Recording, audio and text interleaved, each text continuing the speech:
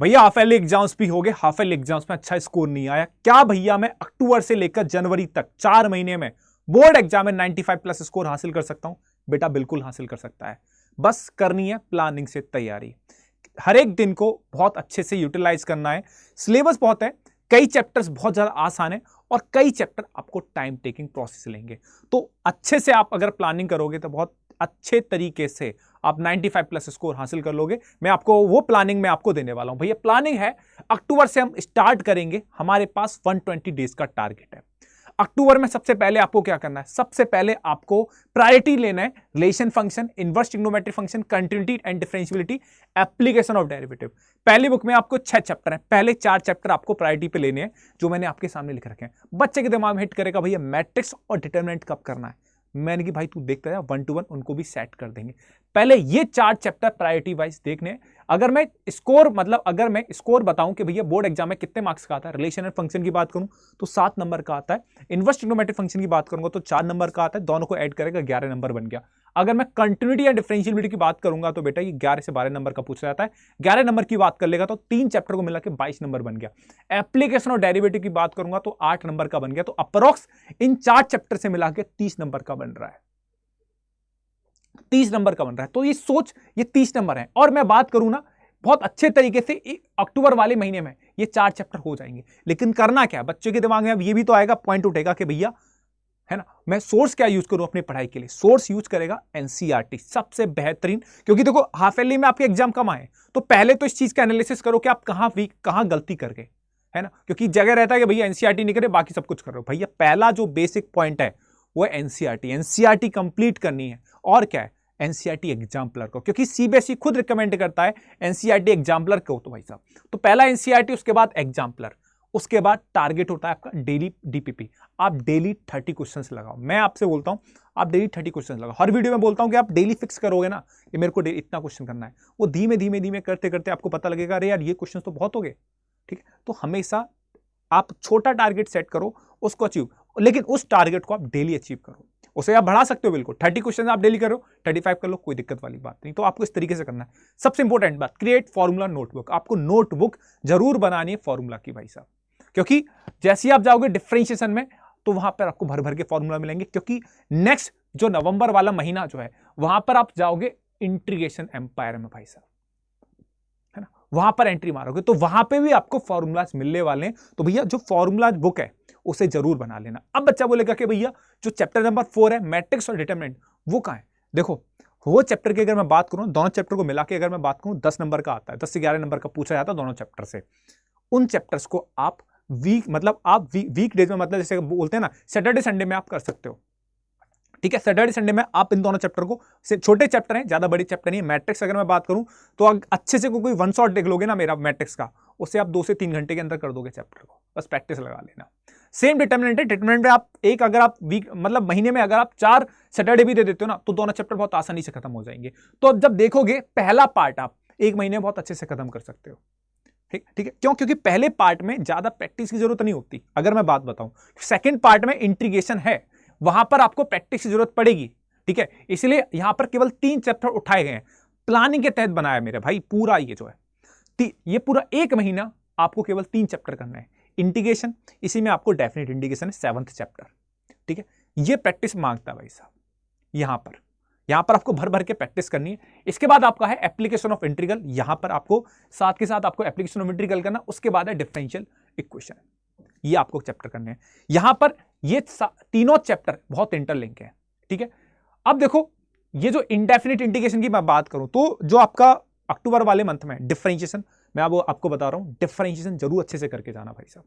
Differentiation में आपने थोड़ा सा भी अगर कमी कर दी तो इंटीग्रेशन आपको मार डालेगा भाई साहब, बहुत दिक्कत करेगा। तो डिफरेंशिएशन बहुत अच्छे से कर लेना। ठीक है, मंथली एक्शन प्लान क्या भैया, देखो 2 से 3, वो तो बात है ना, 2 से 3 मिक्स्ड क्वेश्चन पेपर पर चैप्टर लगाना है। कंप्लीट ऑन, देखो एनसीईआरटी का हर एक क्वेश्चन आपको करना है, हर एक चाहे एग्जाम्पल सही, चाहे मिसलिनियस क्वेश्चन सही, चाहे एक्सरसाइज का क्वेश्चन सही, आपको हर एक क्वेश्चन आपको करना है। ठीक है, और स्टेप बाय स्टेप आपको सॉल्यूशन देना है, क्योंकि भैया बोर्ड्स एग्जाम में आपका स्टेप्स के मार्क्स मिलते हैं। अगर आप देखो कंपटीशन तो है नहीं, सीयूटी का पेपर तो नहीं, जेई का पेपर तो है नहीं कि भैया सीधे आंसर से मतलब नहीं भाई, स्टेप्स पे आपको फोकस करना है क्योंकि नंबर कट जाते हैं आपके। ठीक है, चलिए बाकी अगर आगे बात करें, दिसंबर का महीना भाई साहब 2 महीने हमारे खत्म हो चुके हैं। थर्ड महीने की अगर हम बात करें तो भैया आगे है 3D प्लस, देखो 3D करनी है, और जो अभी तक हमारा हो चुका है, जो अक्टूबर मंथ में हुआ, जो नवंबर मंथ में हुआ, उसका करना है रिवीजन। ठीक है, हाँ। अब 3D में अगर बात करेंगे, 3D पे चलेंगे, तो 3D से पहले हम सीखते हैं वेक्टर। वेक्टर को आप बहुत अच्छे से कर लेना। वेक्टर और 3D को मिला के हमारा टोटल 14 मार्क्स का बन जाता है। 3D और 14 मार्क्स का बनेगा। फिर हमें इसी मंथ में, मतलब दिसंबर वाले महीने में भाई प्रोबेबिलिटी भी करनी है, एलपीपी। एलपीपी हलुआ सा चैप्टर है, 1-1.5 घंटे का वन शॉट देख लोगे, आपका ये चैप्टर खत्म हो जाएगा। हाँ, प्रोबेबिलिटी में थोड़ा टाइम टेकिंग है, लेकिन यहां पे वेक्टर और 3D ज्यादा दिक्कत नहीं देते, सिलेक्टेड क्वेश्चंस आते हैं। अगर वेक्टर 3D अगर आप देखोगे ना 10 से 12 दिन, मतलब मैक्सिमम आप 15 दिन में आप दोनों ये 3 चैप्टर आप बहुत आराम से खत्म कर सकते हो, वेक्टर्स, 3D और आपका एलपीपी। प्रोबेबिलिटी 8 दिन ले जाएगा, ओके भैया, कोई दिक्कत वाली बात नहीं है। और बाकी 15-8 कितना हो गया, 15-8 हो गया आपका 23। ठीक है, 23 दिन में आपका 3 चैप्टर, आपके 4 चैप्टर आपके खत्म हो जाएंगे। बाकी दिन में आप रिवीजन कर सकते हो, बाकी दिन में आप बहुत अच्छे से रिवीजन कर सकते हो। तो इन 3 महीने में आप ये प्लान, आपका पूरा सिलेबस हो गया खत्म। अब सिलेबस के बाद क्या चाहिए भाई, 3 महीने हमारे निकल चुके हैं, जनवरी वाला टाइम बचा है रिवीजन। क्योंकि भाई पढ़ तो हम बहुत कुछ रहे हैं, लेकिन उसके सबसे ज्यादा जो नीड होती है वो होती है बेटा रिवीजन की। क्योंकि रिवीजन जितना होगा उतना ही आपका मार्क्स बढ़ते चले जाएंगे, रिवीजन मैक्सिमम। तो रिवीजन कैसे करना है, देखो रिवीजन आपको करना है जनवरी में, जो आपका फाइनल मंथ प्लान होने वाला है। भर भर के रिवीजन करना है। देखो यहां से आपका स्टार्ट हो जाएगा सैंपल पेपर लगना, लेकिन सैंपल पेपर लगाने से पहले मैं आपको बोलूंगा कि सैंपल पेपर थोड़ा बाद में लगाना। ठीक है, सपोज करो 10 से 12 जनवरी के बाद आप सैंपल पेपर लगाना स्टार्ट कर दें, लेकिन उससे पहले अच्छे से जो आपकी मैथ्स है उसका ढंग से रिवीजन जरूर कर लेना। विदाउट रिवीजन अगर सैंपल पेपर में कूदोगे तो घिस जाओगे। ठीक है, तो रिवीजन आपने कर लिया, उसके बाद सैंपल पेपर कैसे लगाना है।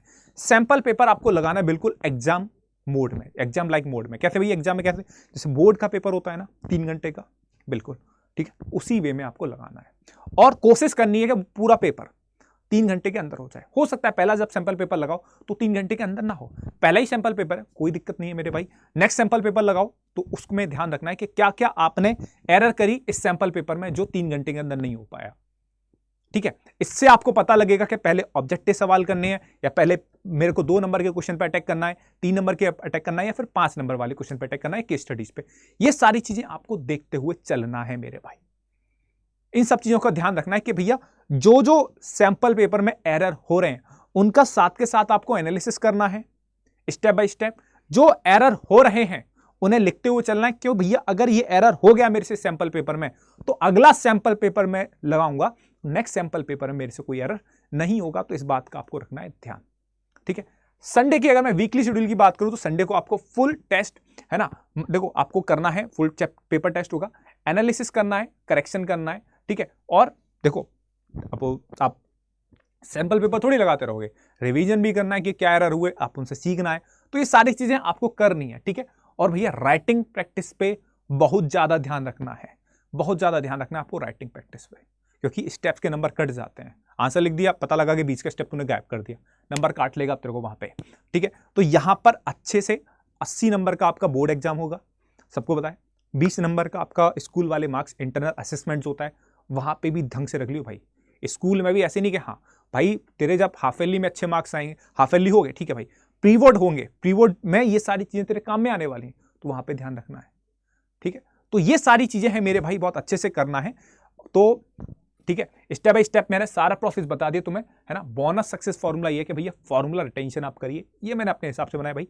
ये ध्यान रखना है, फॉर्मूला रिटेंशन करने के लिए बार बार आपको जो आप फॉर्मूला बुक बना रहे हो उसको एक बार देखना है। ऐसे नहीं फॉर्मूला बुक बना ली, सारे फॉर्मूला लिख रही, एक एक फॉर्मूला लिख लिया पूरी गणित का, देखिए नहीं आ रही, वो देखना भी है भाई। ठीक है, हाँ सैंपल पेपर कंप्लीट है ना, कम से कम आपको 15 फुल सैंपल पेपर लगाने पड़ेंगे बोर्ड एग्जाम से पहले पैसा।